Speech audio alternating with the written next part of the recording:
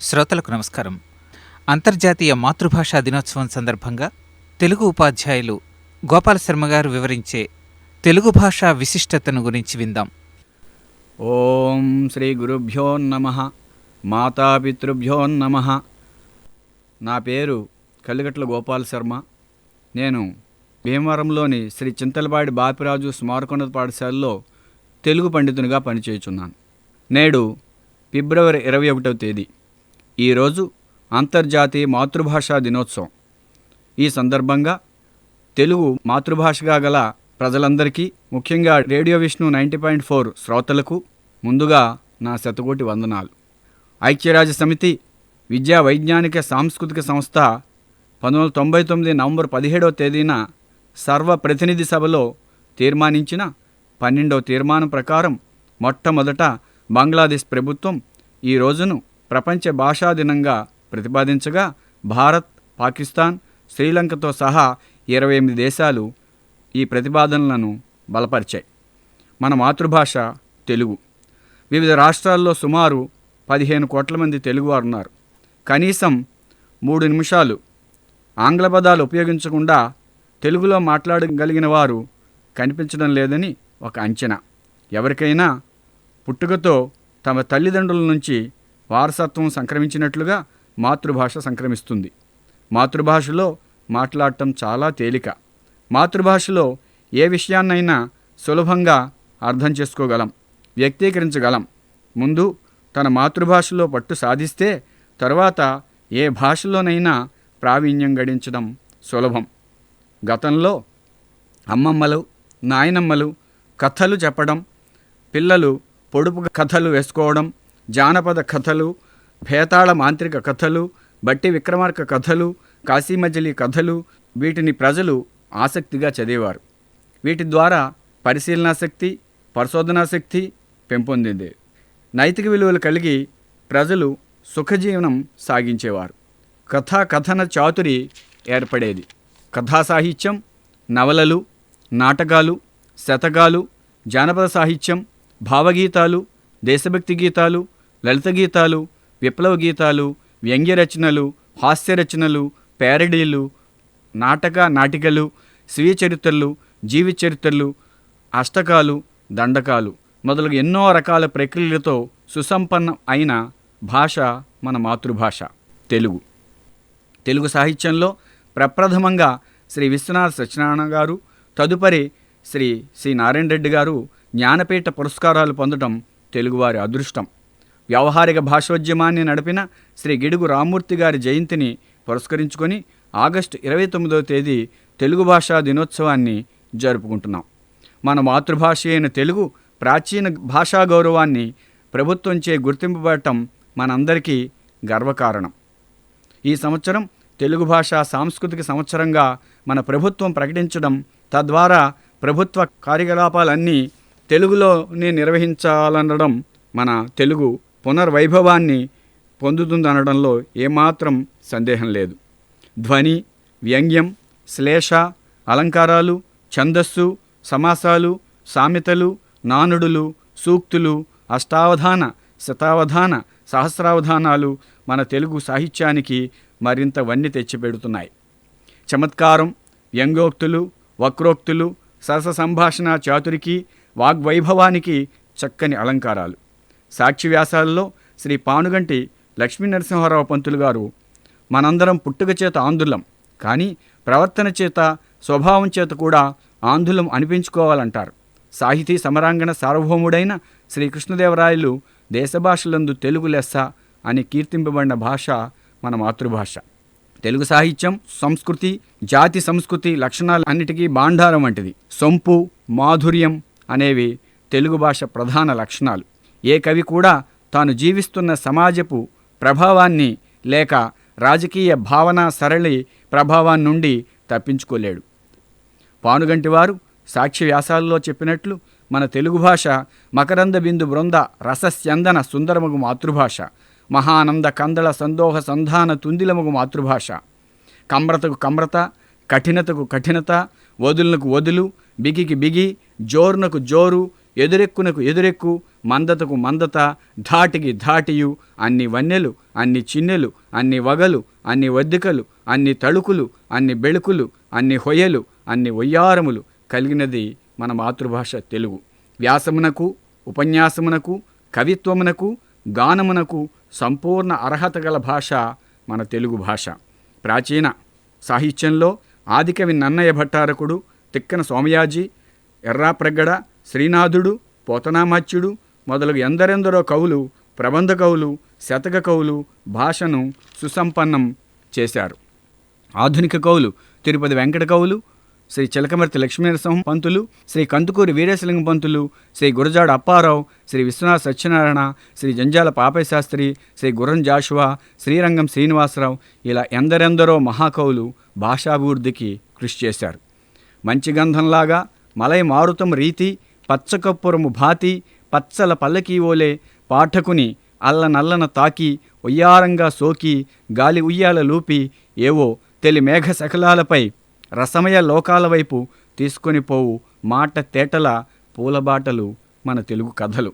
తీయగా, గుండె నిండుగా పలకరిస్తూ కాలువ పక్కల నుంచి, పంట చేలల్లోంచి, తోట వెనుకగా, కొండ పక్కగా, చల్లగా పల్లెవైపు తీసుకుపోగలిగిన మంచి మంచి నవలలు మన తెలుగువారి ఆస్తిపాస్తులు. తెలుగు వ్యాసరచనా రీతికి కందుకూరి వారు ఉగ్గుపెట్టి, లాలించి, నిగ్గుపెట్టి నీటదనము నేర్పించారు. పానుగంటివారు మాటల పస నూరిపోశారు. వేదం వెంకటరాయ శాస్త్రి గారు లక్షణం చెప్పారు. గిడుగు రామ్మూర్తి గారు వ్యవహారిక భాషా వాంగ్నైపుణ్యాన్ని అలవర్చారు. చల్లపెళ్లవారు చలాకీదనము నేర్పారు. ముట్నూరి కృష్ణారావు గారు భావగాంభీర్యాన్ని పట్టువరిచారు. కట్టమంచివారు కట్టుబొట్టులతో కొత్తదనము తెచ్చారు. రాళ్లపల్లి అనంతకృష్ణ శర్మ గారు సరాగముల పరాగములు మాటలలో నింపారు. విశ్వనాథ్ వారు విద్యా వివేకము బోధించారు. పింగళ లక్ష్మీకాంతం గారు ప్రియా మిత భాషిత్వములు అలవరిచారు. వేటూరివారు సూటిదనము, తేటదనము సూచించారు. దువ్వూరి వెంకటరామశాస్త్రి గారు నెయ్యపు తీయదనము నేర్పారు. ఈ విధంగా ఆంధ్రభాషా మతల్లిని ఎందరెందరో మహానుభావులు తెలుగింటి ఆడబడుచుగా తీర్చిదిద్దారు. కరుణశ్రీ జంజాల పాపయ్య శాస్త్రి గారు పోతనామాచిని గురించి వర్ణిస్తూ, ముద్దులుగార భాగవతమున్ రచయించుచు పంచదారలో నద్దితివేము గంటమును, మహాకవిశేఖర మధ్య మధ్య అట్లద్దక వట్టి గంటమున అట్టిటు గీచిన తాటియాకులో పద్యములందు ఈ మధుర భావము లెచ్చట నుండి వచ్చురా అని కీర్తించారు. తెలుగు భాష సౌందర్యాన్ని, సాహిత్య అమృతాన్ని ఆస్వాదించడానికి మన జీవితం సరిపోదు, వివరించి చెప్పడానికి తనివి తీరదు. అయినా ఈ సందర్భంగా స్థాళీ పులాక న్యాయంగా కొంత సాహిత్యాన్ని చర్చిద్దాం.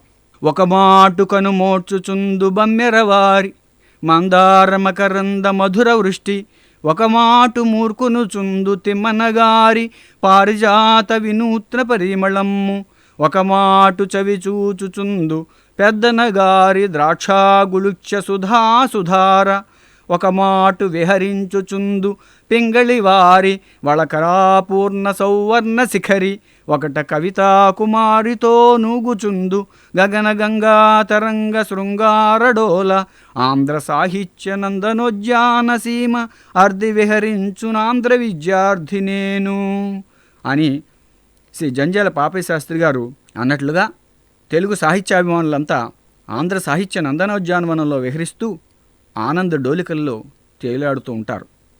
సహజ కవి పోతన శ్రీమదాంధ్ర మహాభాగవతంలో గజేంద్ర మోక్ష ఘట్టంలో అడిగెదన్ని కడువడిజను అడిగినతను మగుడనుడు వడని వెడనుడుగున్ వెడవెడ చిడిముడి తడబడ అడుగిడు అడుగిడదు జడిమన్నడుగిడు నెడలన్ మొదలైన అనేక పద్యాల్లో ఉర్చను ప్రసాది శబ్దాలంకార భరితాలుగా రాయటం జరిగింది.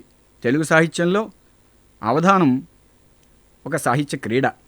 అందులో సమస్యాపూర్ణం ఒక అద్భుత ఘట్టమే. గురు శతావధాని శ్రీ గడిమెళ్ల వరప్రసాద శతావధాని గారు పూరించిన ఒక సమస్యను చూడండి. తల్లిని చేసెనొక్కరుడు తాత వయస్సున చిన్ని పాపనిన్, తల్లిని చేసెనొక్కరుడు తాత వయస్సున చిన్ని పాపనిన్. ఇది సమస్య.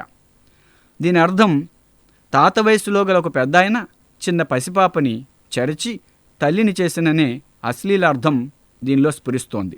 దీన్ని శతావధాని గారు ఎంత చక్కగా సందర్భోచితంగా పూరించారో చూడండి. సల్లలితంబు గానమును శ్రావ్యముగా వినిపించునట్టి ఉత్పుల్ల మనస్కయైన ఒక తోయజనేత్రకు సుస్వరంబురాజిల్లగా శిక్షలన్నెరపే చిక్కని చక్కని భవ్యరాగ మత్తల్లిని చేసెనొక్కరుడు తాత వయస్సున చిన్ని పాపనిన్. సల్లలితంబు గానమును శ్రావ్యముగా వినిపించునట్టి ఉత్ఫుల్ల మనస్కయైన ఒక తోయజనేత్రకు సుస్వరంబురాజిల్లగా శిక్షలన్నెరపే చిక్కని చక్కని భవ్యరాగ మత్తల్లిని చేసెనొక్కరుడు తాత వయస్సున చిన్ని పాపనిన్. అంటే శ్రావ్యమైన కంఠం కలిగి చక్కగా పాడగలిగిన ఒక చిన్ని పాపని తాత వయస్సులో ఉన్న ఒక పెద్ద ఆయన మత్తల్లిని అంటే సంగీతంలో శ్రేష్ఠురాలినిగా చేశాడని పూరించారు. అలాగే అవధానాలలో అప్రస్తుత ప్రసంగం ఒక రసవత్తర ఘట్టం. ఒక అవధానంలో పృచ్ఛకులు అవధాని గారు బల్లిశాస్త్రం విన్నారుగా, బల్లి తల మీద పడితే కలహం, తొడ మీద పడితే సుఖం అంటారు కదా.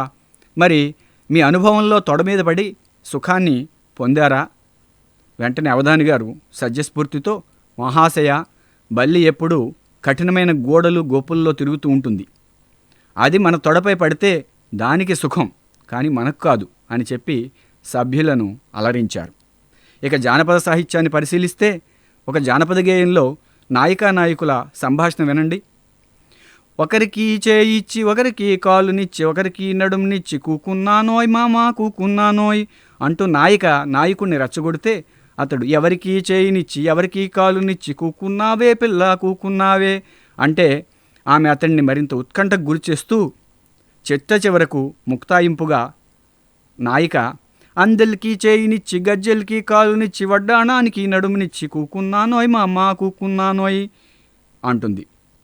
అంటే నేను నీకోసం సర్వాలంకార భూషితనై ఎదురు చూస్తున్నాను అని చమత్కరిస్తుంది.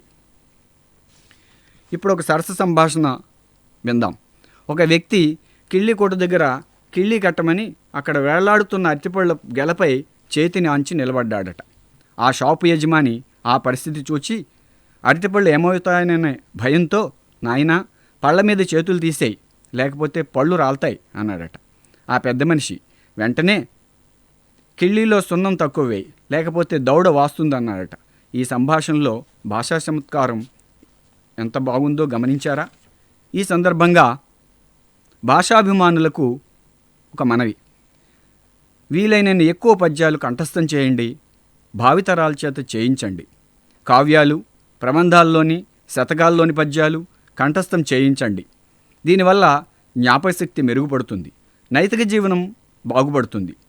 సమాజాభ్యుదయానికి, మనిషి మూర్తిమత్వ వికాసానికి మాతృభాష దోహదపడుతుందనటంలో ఏమాత్రం అతిశయోక్తి లేదు. మమ్మీ డాడీ, ఆంటీ అంకుల్ వద్దు, అమ్మ నాన్న, అత్త మామ అని నోరారా పిలుద్దాం. మాతృభాషను పరిరక్షించుకుందాం. పిల్లలకు తెలుగు అక్షరాలు నేర్పించడంలో మొట్టమొదటగా ఆ అంటే అమ్మ అని, ఆ అంటే ఆవు అని, ఈ అంటే ఇల్లు అని, ఈ అంటే ఈశ్వరుడని నేర్పుతాం. దీనిలో అమ్మ ధర్మానికి, ఆవు అర్థానికి, ఇల్లు కామానికి, ఈశ్వరుడు మోక్షానికి ప్రతీకలు. ఈ విధంగా మన భాష పురుషార్థాలైన ధర్మార్థకామ మోక్షాలు తెలియజేస్తుంది, జీవన సాఫల్యాన్ని కలిగిస్తుంది. చదువులో మర్మమెల్ల చదివితి తండ్రి అన్న ప్రహ్లాదుని రీతి విద్య యొక్క అసలు రహస్యం తెలుసుకుందాం. తెలుగు సాహిత్యంలోని మాధుర్యాన్ని ఆస్వాదిద్దాం. ఈరోజు ఈ విధంగా ప్రతి ఒక్క తెలుగు భాషాభిమాని ప్రతిజ్ఞ చేద్దాం.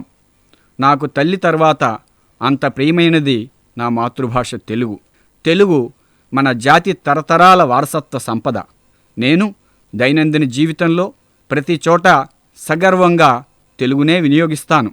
తెలుగు భాష తీయదనాన్ని అందరూ ఆస్వాదించి ఆనందించేందుకు తెలుగు భాషను సుసంపన్నం చేసి దాని ఔన్నత్యాన్ని ఇనుమడింపజేయడానికి జీవితమంతా నేను కృషి చేస్తాను. తెలుగు భాష వర్ధిల్లుగాక. నమస్తే. మీరింతవరకు అంతర్జాతీయ మాతృభాషా దినోత్సవం సందర్భంగా తెలుగు భాష విశిష్టతను గురించి తెలుగు ఉపాధ్యాయులు గోపాల్ శర్మ గారి ప్రసంగం విన్నారు.